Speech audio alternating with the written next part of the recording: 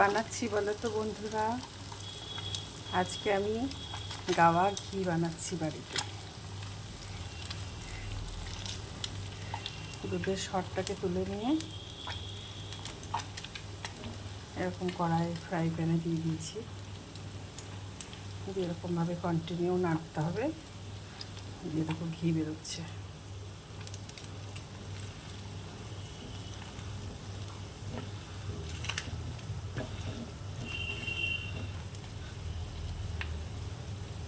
বাঙালিদের বা অবাঙালিদের যে কেউ গরম ভাতের সাথে ঘি, গাওয়া ঘি, যদি খাঁটি গাওয়া ঘি হয় আর কিছু লাগে না।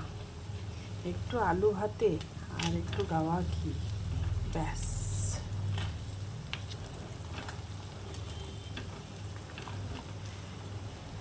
আমার ছেলেমেয়েরা তো খুব ভালোবাসে আলু ভাতে আর গাওয়া ঘি দিয়ে ভাত খেতে। তোমরা কে কী ভালোবাসো গাওয়া ঘি খেতে? কীভাবে ভালোবাসো আমাকে একটু কমেন্ট করে জানিও। আর কে কোথা থেকে দেখছো ভিডিওটা একটু জানিও, জানলে সুবিধা হয়। সবাইকে আমি নাম ধরে ধরে আমি সবাইকে জানিয়ে দেবো, বলে দেবো। তোমরা একটু কে কোথা থেকে দেখছো আমিও একটুখানি জানতে পারি।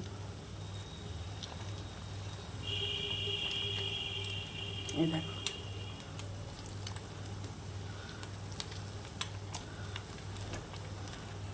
খুব লো ফ্লেম করে ঘিটা বানাতে হবে।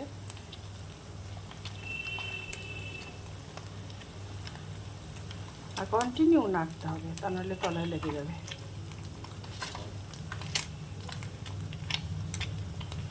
দিয়ে আমি তো একটু কড়া করেই বানাবো।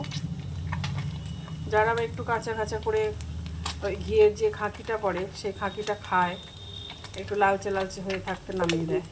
আমি একটুখানি কালো কালো হবে তখন নামাবো, কারণ আমি ঘিয়ে খাঁকি খাই না।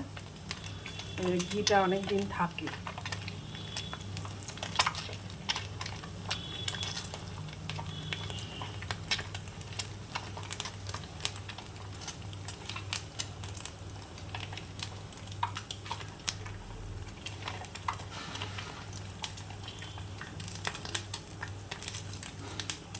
তাদের অনেক দুধ থাকে বাড়িতে, গরু আছে, তারা প্রচুর একবারে ঘি বানায়।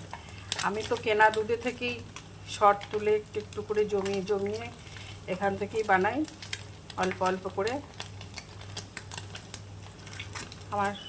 আমার নিজের খাওয়াটা হয়ে যায়, বাড়ির খাওয়াটা হয়ে যায়, যা ঘি হয়। এ হয়ে গেল, এবার আমি নামিয়ে দিচ্ছি।